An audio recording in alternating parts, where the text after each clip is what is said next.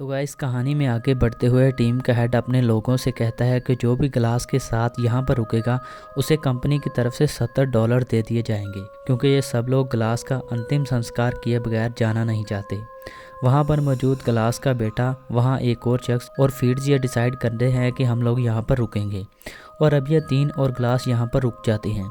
ऐसे ही समय गुजरता रहता है और फिर एक दिन फीड्स उसके पास आकर कहता है कि तुम मरते क्यों नहीं। ऐसा कहकर फीड्स उसे मारने की कोशिश करता है, लेकिन वहाँ पर ग्लास का बेटा आकर उस पर वार करता है और यहाँ पर ग्लास के बेटे और फीड्स में काफ़ी लड़ाई होती है। और यहाँ ग्लास अपनी आंखों के सामने ही अपने बेटे को मरता हुआ देखता है।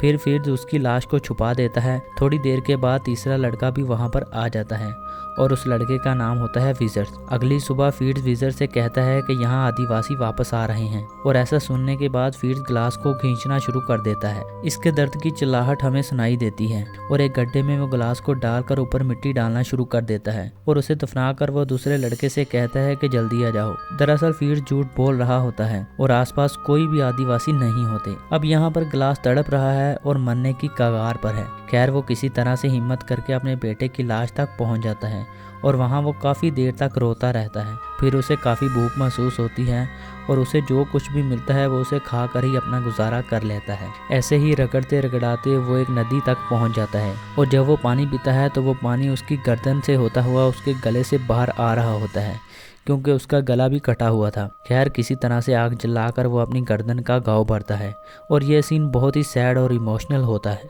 और ये दर्द इतना ज़्यादा था कि ग्लास बेहोश हो जाता है और वो कई दिनों तक इसी नदी के किनारे पर रहता है। पानी वगैरह और घास खाकर वो अपना गुजारा कर रहा होता है।